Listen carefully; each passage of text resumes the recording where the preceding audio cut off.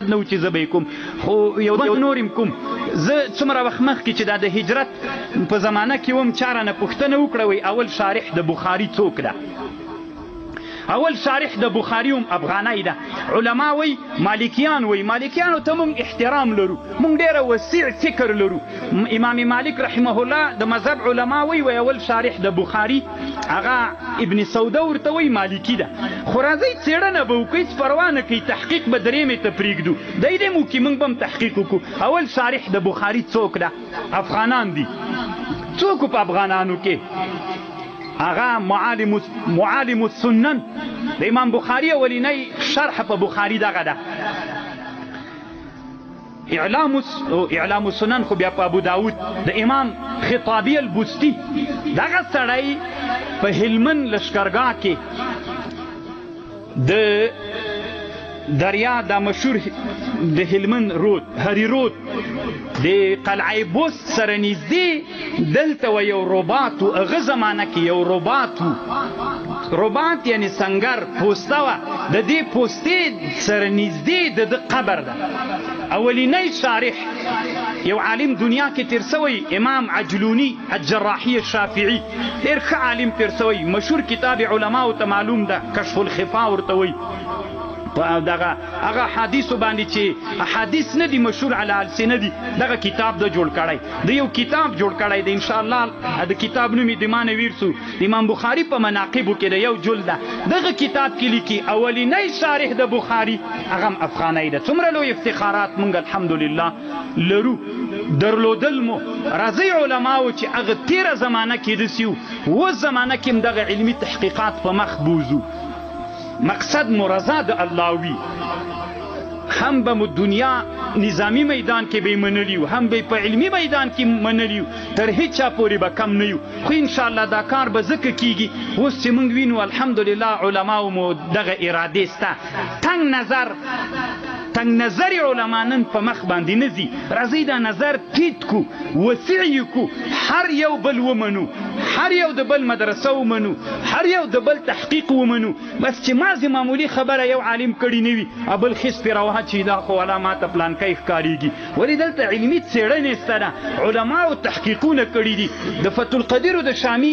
کله یوه رایه ده ډېرو ځایونو کې د بحرایقو د شامي کله یوه رایه ده خپله شامي په رد المحتار کې یوه خبر کړي وي هلته بیا په حاشیه د بحرایق بله خبر کړي وي هلته په حاشیه د اشباه بله خبر کړي وي یو عالم وي درې خبرې لري تاسې علماو ته معلومه ده خپله علامه ابن نجیم سنت مؤکده باندې عتاب ده که عقاب ده په دغه باندې چې سړی د علامه ابن نجیم خبره ومني خپله بحرایق سخت لوی عالم ده کشمیري صاحب وایي ما ته تر شامین هم دی ښه ملا ښکارېږي نو عتاب د سنت مؤکده په ترک عتاب ده که عقاب ده دی شاکن فی انه شاکن وهلم جرن داسې یو جي کې یوه خبر کوي بل جي کې بل جي کې بیا شامي تطبیق کړی ده هغه صحیح ده خو یو عالم ده په یو خپل کتاب کې درې ځایه دا خبر کوي یو ور یو بله شام عالم تیر سوی دا هغه علما دي چې افغانان هم د دې نن سوونه کاله مخکې تیر سوي دي نو الله پاک دې وکړي ما یو ورځ مکه مکرمه کې یو کتاب کته د علماو د بلخ په اړه باندې بحث وکړي په دې کتاب کې اول چې ذکر کړی و چې په افغانانو کې صحابه ول که نه ول نو دلته یو عنوان نه لاندې لیکلي ول وی اگر چې دا خبره به دومره یقیني نه وي خو خیر د علماو کله د دنیا خلک د قیل په لفظ باندې ځان ډېر خوشحالوي نو بیا یو صحابي ښودلی سنان الرومي البلخي سفینه صحابي څو علماو ته دا ډېر مشهور ده امام بغوی رحمه الله په شرح السنه کې دغه هغه راوړي او نور ډېرو کتابونو کې سته د صحابو تراجمو کې چې کوم کتابونه جوړ دي استلغابه او استیعاب او اصابه هلته د سفینه رضی الله عنه چې یو صحابي رسول الله سلام سره جهاد ته تللي ول نو بیا هغه صحابه ستړي سول هر صحابي خپل بار په دور اچاو نو رسول الله سلام ویلي وي دا داسې د مونږ کښتۍ ده دغه صحابي وایي افغانۍ ده هلته یې بحث پرې کړی بیا د علما یوه څېړنه وکړي په دې باندې لله الحمد مونږ تر دې خوند اخلو سنان الرومي البلخي کتابونو کې هم په دغه نوم یادېږي چې دی والله علم چې بیا څنګه تللي و هغه بېلې څېړنې دي بله ورځ ما یو مجلس کې ویلي طالبانو ته مې ترجمه کې ویلي ول د عینک دا یوه داسې جغرافي صحنه ده چې زرګونه کاله مخکینی نوم ده د عینک. ما به طالبانو ته ترجمه کې ویلې واصلنا له عین القطر. قرآن کې الله وی من سلیمان علیه السلام ته چینه د مسو وبیوله. په ټوله دنیا کې د مسو بل غټ معدن تر دې نه لوی نسته انشاءالله. دغه چینه چې الله وبیوله دا چیرته وه؟ څېړنه دې په دې صحیح د تفسیرونو کې وایي شام و فلانو فلانو، خو شام کې تاسې وګورئ چې د مسو چینه سته که نسته ده. قرآن کې دې سیمې ته واصلنا له عین القطر ویل سوی او دغه ساحه د نن نه په زرګونو کاله مخکې په عینک موسم دا اوسنی نوم نه ده عینک. دا چې څېړنه وکړي د زرګونو کاله مخکینی ده. تاسې به دلته علماو ته دا معلومات شته د حضرت سلیمان علیه السلام راتګ کابل ته سوی. لوګر کابل مخکینی حدود د کابل چې دي له جبالو د سکلکن نه نیولې د سالنګونو نه این تر جبالو د سلیمانه پورې. علما چې د کابل حدود ذکر کوي تر جبال د سلیمانه پورې. دغه د سلیمان چې هغه وخت کې دغه یعنې ډېر متقدمه زمانه کې دا په دې یادېږي. نو تفسیرونو کې شته ده، دغه خو ډېرو تفسیرونو کې شته د پولیخیستي جومات مخ ته یو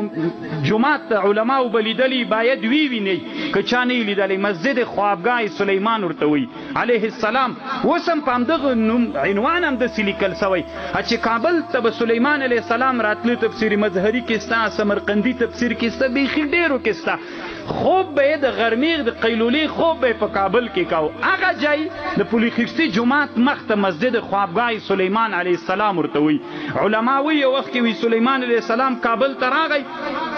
نو هغه ته تله څه ورته وایي د فکر کوم وی هند طرف ته تله، خو هند ډېر تیاره ورته ښکاره سو. مخکې دا د موږ د افغانستان جنوبي ولایتونه تقریبا خپله کابل هند ده، نو هغه تیاره ورته ښکاره سو. نو بیا وی بلخ ته لاړو. نو دغسې کله د قیله ما ته یو ورځ چا ویلي وي تا ترجمه مې اورېدله دا کم کتاب کې د کتاب کې نسته، خیر ده یو علمي تحقیق ده. که داسې و چې خوند یې نه درکو بیا یې زم نه کوم. عین القطر عینک قرآن کې د مونږ لوګرم یاد سوی. خیر د یو دم توپک ما پسې مه راخله، علمي تحقیق د څېړنه وکړه خوند به م وکړي. نو چېرته ده دا ساحه؟ د سلیمان علیه السلام راتګ هم دغه غره باندې تخت هم کېښودل سوی. والد رحمه الله به ویلي وی خپله د سلطان صاحب د غره په سر باندې عبدالقدس جان شیخ صاحب رحمه الله نه به نقل کو چې هغه به کوم کتاب چې دلته د سلیمان علیه السلام تخت کېناسته به هم دلته کله به چې د استخر نه راوالوته او بیا به د کوه سلیمان کله چې